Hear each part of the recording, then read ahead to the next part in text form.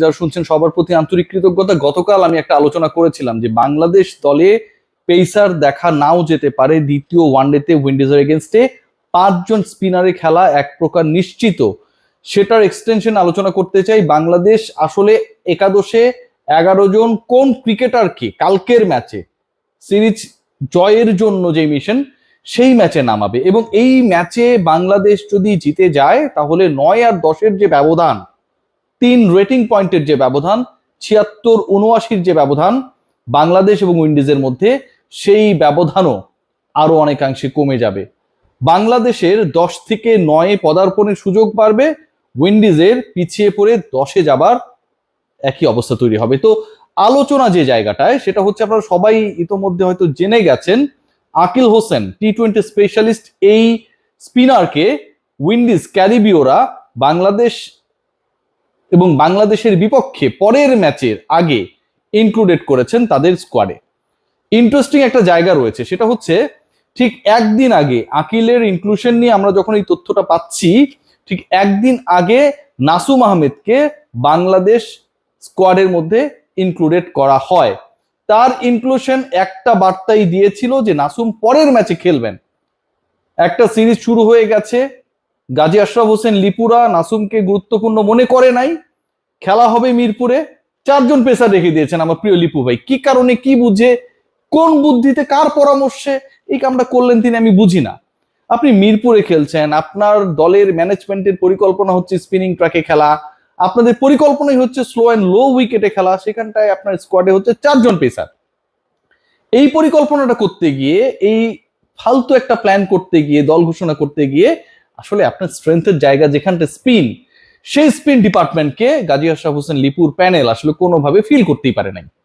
এবং ফিল করতে যখন তিনি পারলেন না, লিপু ফিল করতে না পারলেও ফিল করলেন ফিল সিমন্স, মেহেদী হাসান মিরাজ, তারা নাসুম আহমেদকে ইনক্লুড করলেন। এবং তারপরে সেই ফিলিং এতটাই ছড়িয়ে গেল, উইন্ডিজ যে ম্যানেজমেন্ট রয়েছেন, কন্টিনজেন্ট রয়েছে, তারা হচ্ছে তাদের স্পিনার আকিলকে, তার ইনক্লুশনকে গুরুত্বপূর্ণ মনে করলো before the other 2 matches. So পরের ম্যাচটা, আগামীকালের ম্যাচটা 11 আমি আলোচনায় আসছি, কতজন স্পিনার খেলবে সেটাও ডিসাইডেড হয়ে গেছে, আপনাদের সবই জানাবো। Is going to be a battle, spin versus spin. বাংলাদেশের স্পিনের সাথে উইন্ডিজের স্পিন। বাংলাদেশ স্পষ্ট এগিয়ে রয়েছে একটা জায়গায়, কোথায় সেটা হচ্ছে নাম্বার স্পিনার।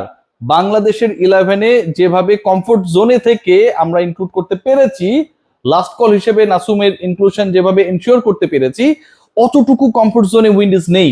প্রথমত দূরত্ব, দ্বিতীয়ত বাংলাদেশে এসে এখানকার কন্ডিশনের সাথে মানিয়ে নিয়ে খেলা কোনোটাই এত সহজ না।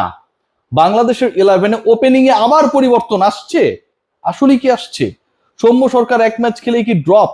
আবারও কি তানজিদ তামিমের উপর ডিপেন্ড করবে টিম টাইগার্স? তানজিদ তামিম এবং সাইফ হাসান পরের ম্যাচে 11-এর ওপেনিং পার্টনারশিপ করবেন তারা দুজন। এখন পর্যন্ত যে খবর রয়েছে, Soumya Sarkar he will be given 1 more chance. আগামীকালের ম্যাচেও সৌম্য সরকার খেলবেন, আগামীকালের ম্যাচেও সৌম্য সরকার এবং সাইফ হাসান তারা মিলেই ওপেনিং পার্টনারশিপটা করবেন।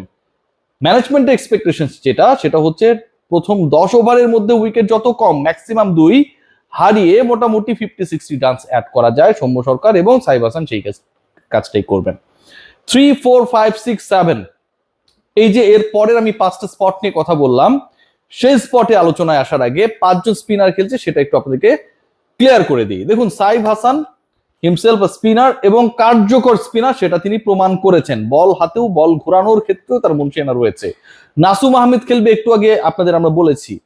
রিশাদ হোসেন আগের ম্যাচে তিনি 6 মেরেছেন, 6 উইকেট পেয়েছেন। ডানহাতি কোন স্পিনারের এখন পর্যন্ত করা বেস্ট স্পেল। একই সাথে 6 উইকেট পাওয়া বাংলাদেশের ওয়ানডেতে প্রথম স্পিনার রিশাদ হোসেন। পুরো ম্যাচের মোড় ঘোরানোর ক্ষেত্রে ব্যাটিং এ, বোলিং এ রিশাদ তিনি একটা দারুণ ম্যাচ খেলেছেন, দারুণ ডে কাটিয়েছেন। 13 বলে 26 এবং 35 রানে 6 উইকেট। প্রথম 7 ওভারের মধ্যেই 5টা উইকেট নেয়া, ওই প্রথম 5টা উইকেটই আবার উইন্ডিজের টপ 5। সো রিশাদ থাকছেন। 3 জন স্পিনারের কথা বললাম। তানভীরকে নিয়ে একটা আলোচনা রয়েছে, তানভীরকে কি ড্রপ করা হবে কি হবে না।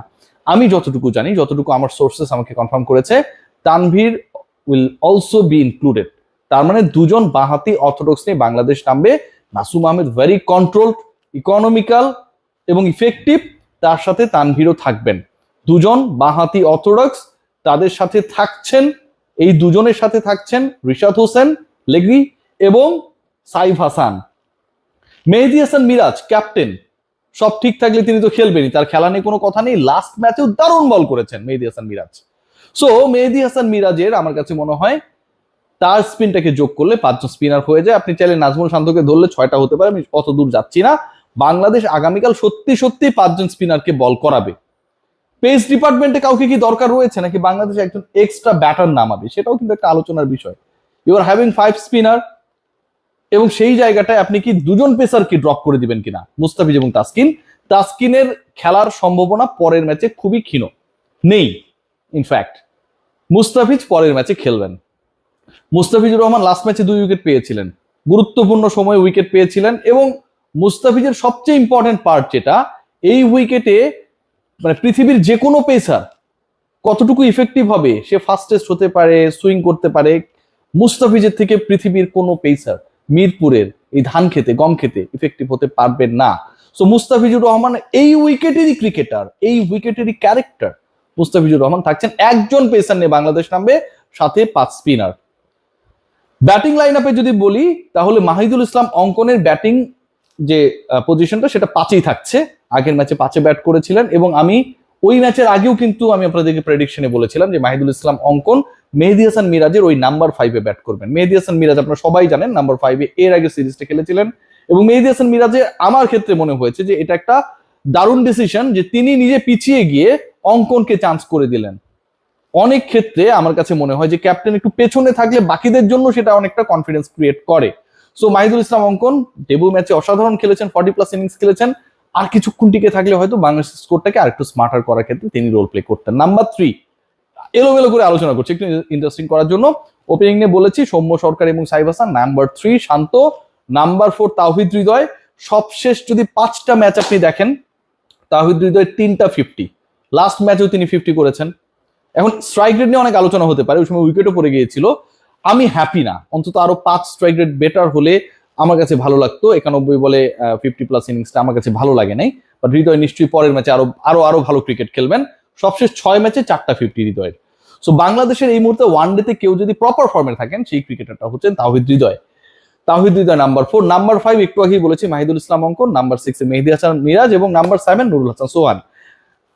আপনারা যদি একটু রিকল করে দেখেন যে 5টা উইকেট, প্রথম 5টা উইকেট উইন্ডিজের বাংলাদেশ পেয়েছিল, যে 5টা উইকেট রিশাদ হোসেন পেয়েছিল, তার 3টাতেই নুরুল হাসান সোহানের দারুণ ইনভলভমেন্ট ছিল। থাকে না যে 3টা 4টা ক্যাচ ধরলো, 1টা 2টা ছেড়ে দিল, এরকম ঘটনা প্রচুর দেখেছি উইকেটের পেছনে যিনি থাকেন। বাট সোহান লাস্ট ম্যাচে যেভাবে উইকেটের পেছনে তার সার্ভিসটাকে অ্যাপ্লাই করেছেন, আমার কাছে মনে হয় যে নুরুল হাসান সোহানের ব্যাটিংটাই যদি বাংলাদেশ একটু উপকৃত হয়, নেক্সট ম্যাচে নিশ্চয়ই সোহান সেটা চেষ্টাও করবেন, তাহলে সবকিছু অন্যরকম হওয়া সম্ভব। এই দলটা অনেক ব্যালেন্স হওয়া সম্ভব।